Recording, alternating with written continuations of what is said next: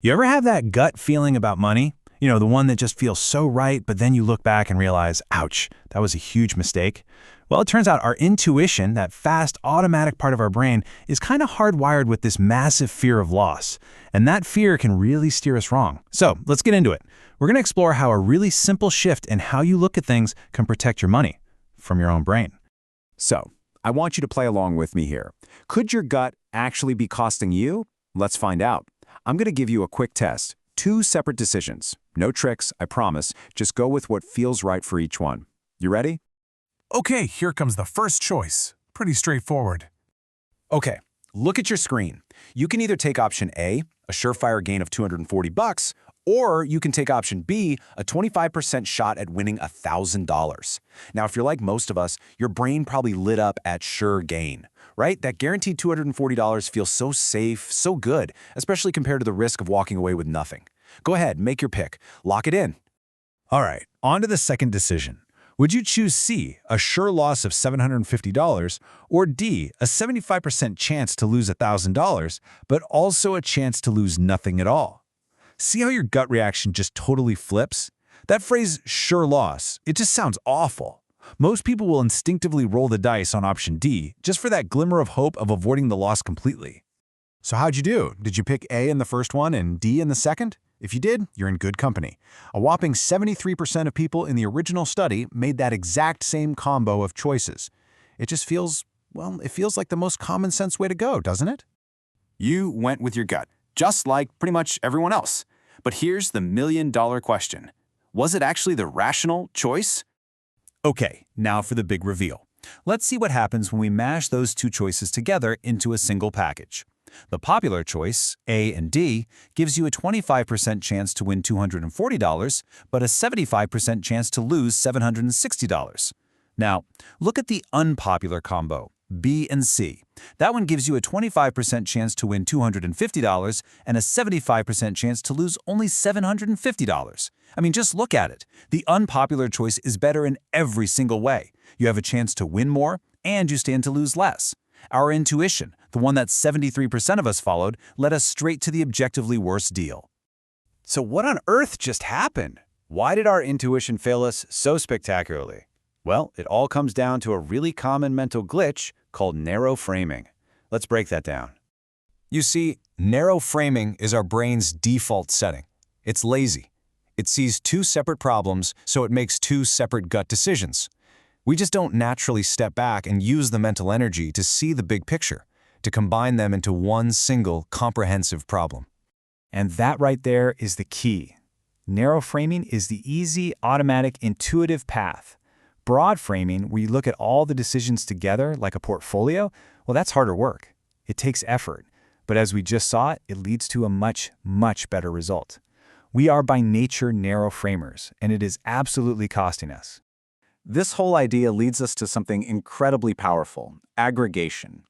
There's this great story about the famous economist Paul Samuelson and one of his friends that perfectly explains why bundling risks together is the secret to getting over our irrational fear of loss. So Samuelson offers his friend a simple coin toss bet. Tails, you lose $100, heads, you win $200. The friend said no way. He said the pain of losing $100 would feel way worse than the joy of winning $200. That's a perfect example of loss aversion. But then he said something brilliant. He said, I'll take that bet if you let me make it 100 times. He knew, just intuitively, that if you stack up a bunch of favorable bets, the overall risk goes way down. And yeah, the math totally backs him up. For someone who feels a loss twice as keenly as a gain, a single one of those bets feels worthless. It's just not worth the anxiety. But watch what happens when we start bundling them. After just 2 bets, your chance of losing any money at all drops to 25%, and by the time you bundle 5 bets, the chance of coming out behind is less than 19%, and the whole package suddenly feels like it's worth over $200. Aggregating good bets basically crushes the risk of a net loss. Okay, so this is all great in theory, but how do we actually use this in real life? How do we force our brains to use that smarter, broad frame instead of the dumb, narrow one? The answer is simple. You develop a risk policy. This little phrase right here, this is your secret weapon. The whole point of this mantra is to keep your emotions in check when you eventually take a small loss, because you will. If you can truly accept that small losses are just part of a long-term winning game, you can make way more rational choices when you're faced with these favorable gambles. Now, hang on. This isn't a blank check to be reckless. This policy only works if a few key things are true. The bets have to be independent of each other. The possible loss can't be something that would wipe you out. It can't be catastrophic. And this isn't for crazy long shots like lottery tickets. We're talking about favorable gambles where the odds are pretty decent that you'll come out ahead. A risk policy is really just a broad frame that you decide on ahead of time and apply every time. A perfect example is deciding to always take the highest deductible on your insurance. You know you'll have to pay more out of pocket if something happens, sure, but you're betting that over your lifetime the money you save on lower premiums will more than make up for the occasional hit. Same exact logic for never buying those extended warranties. So the risk policy is the tool, but how do we get good at using it? How do we make this broad framing thing a habit? Well, the ultimate goal is to make it automatic, and the best way to do that is to start thinking like a trader. It's amazing, but researchers found that just a simple change in mindset can have a massive impact. When they told people, think like a trader, and to see every choice as just one of many, it was like a switch flipped in their brains. Suddenly, the emotional sting of a potential loss just faded.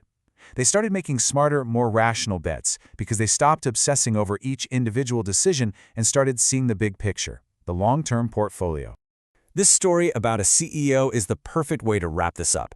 He had 25 division managers who all turned down a really favorable risk for their own division.